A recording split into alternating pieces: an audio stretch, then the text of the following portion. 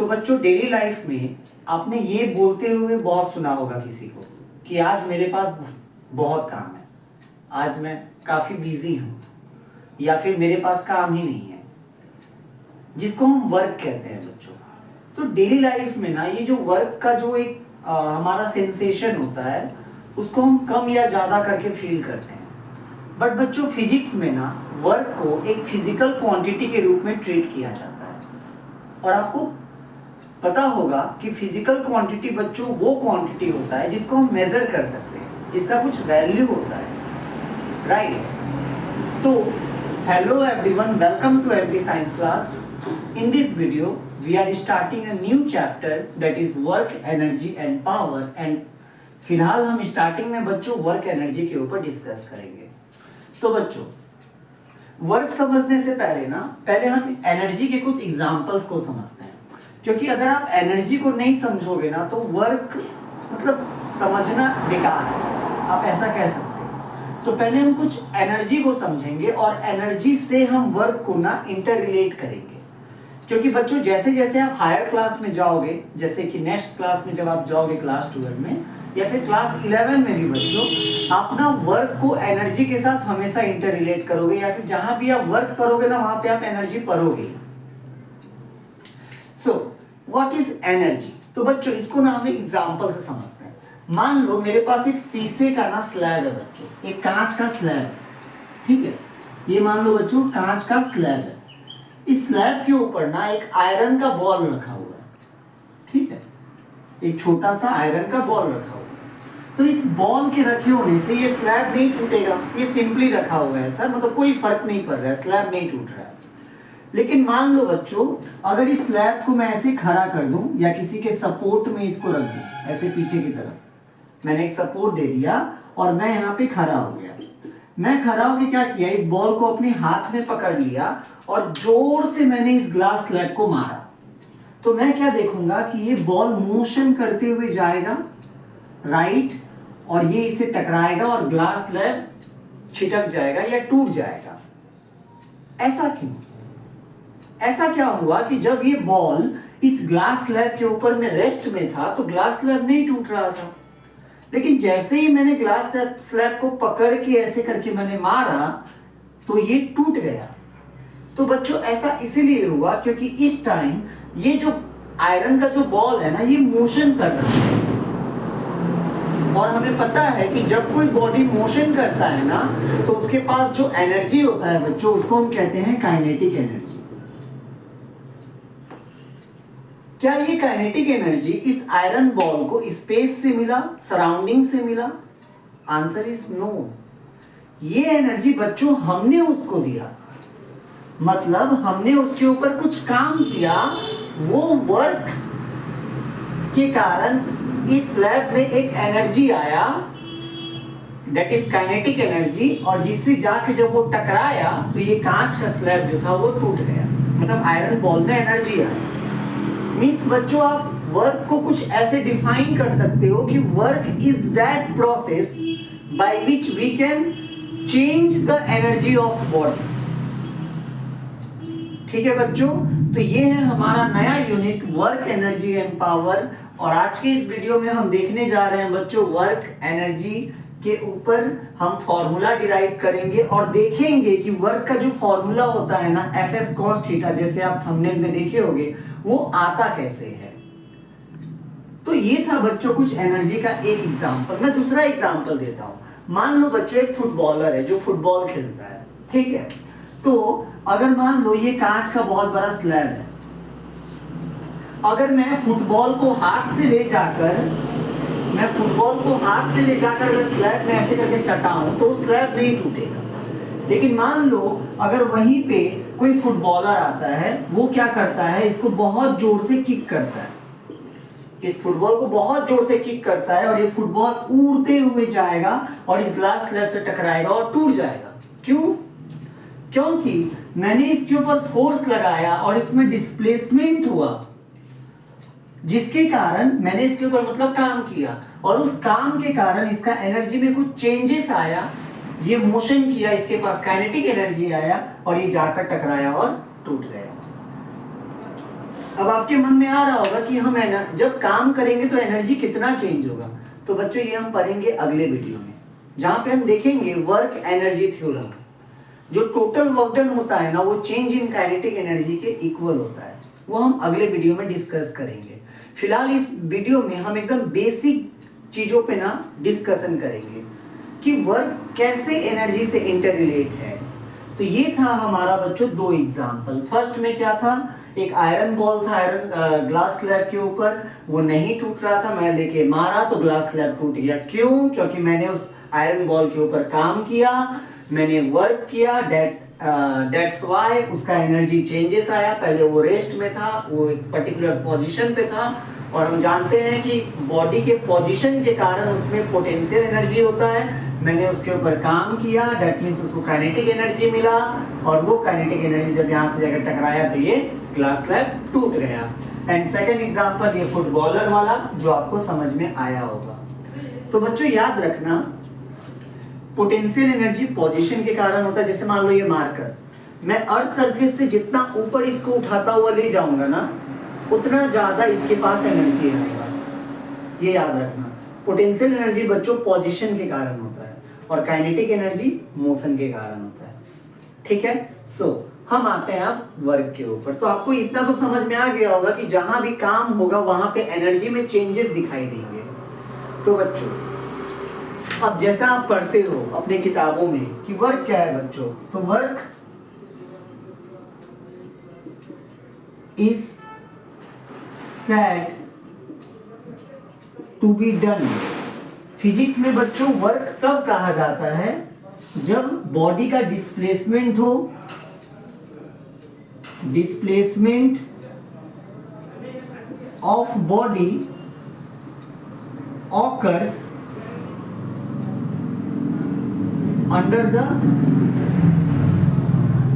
action of force. तो work is said to be done when displacement of body occurs under the action of force. Writing मेरा उतना अच्छा नहीं है, English मेरा बचपन से लिखा है, ठीक। तो work is said to be done when displacement of body occurs under the action of force. या बच्चों इससे ज्यादा जो मैं समझता हूँ, जो एक्यूरेट, जो इससे भी ज्यादा अच्छा डेफिनेशन होना चाहिए बच्चों, वो ये होना चाहिए कि work is the scalar product of force and displacement. Work is the scalar product of force and displacement बच्चों, और ये आज हम प्रूव भी करेंगे अपने इस वीडियो में। एक मजेदार बात ये आती है बच्चों कि देखो फोर्स वेक्टर है, डिस्प्लेसमेंट वेक्टर है, लेकिन वर्क स्केलर क्वांटिटी होता है। ठीक है, तो चलो अब हम लोग वर्क डन का फॉर्मूला डिराइव करते हैं। ठीक है बच्चों, तो आप चाहो तो इसको कॉपी कर सकते हो वीडियो पॉज करके।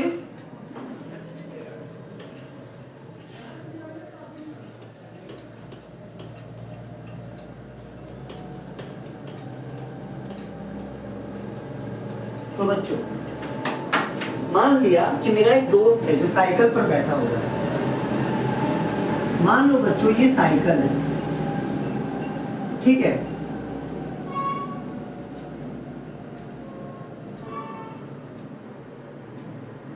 मान लो बच्चों मेरा दोस्त है ये जो साइकिल पर बैठा हुआ है, ठीक है।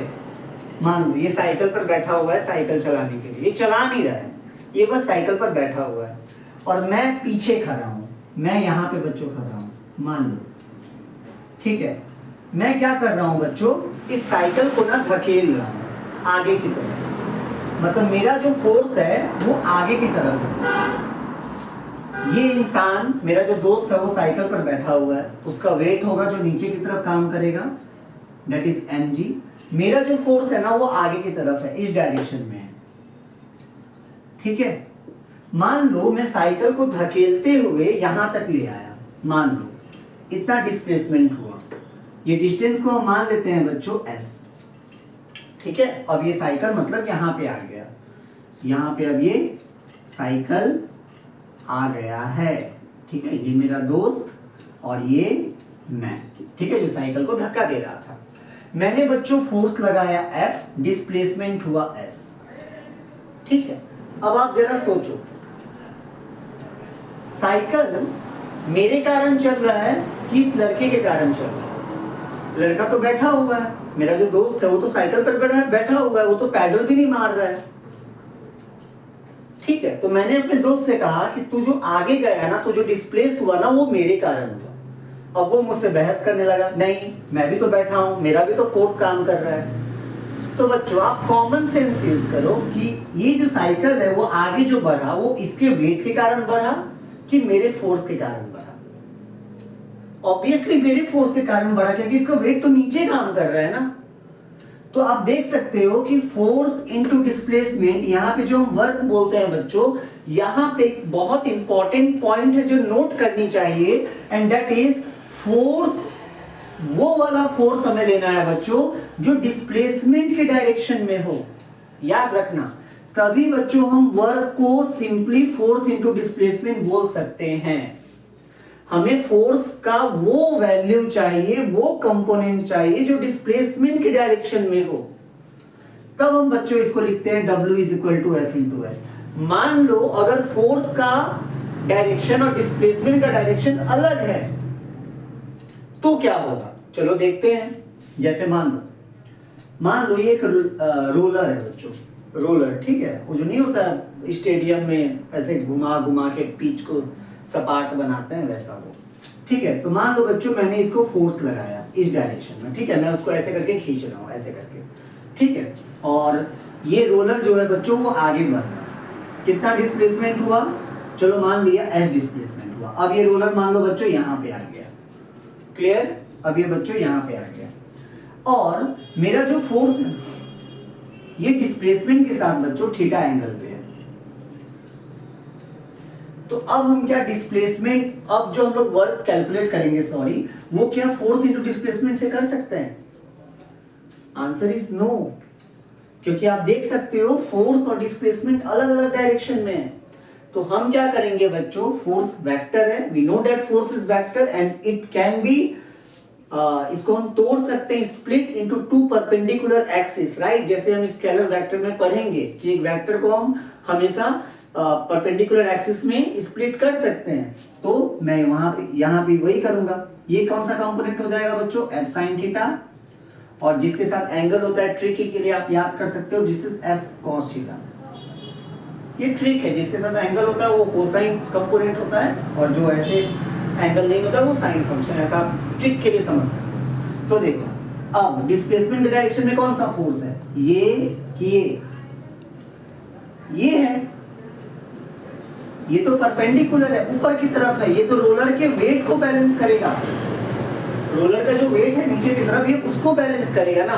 डिस्प्लेसमेंट के डायरेक्शन में कौन सा फोर्स है बच्चों, F cos theta, hence W is equal to F cos theta into S, इसीलिए ऐसा कहा जाता है।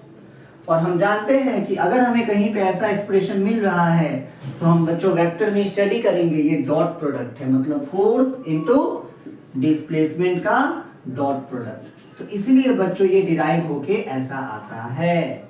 So that's why this is the formula.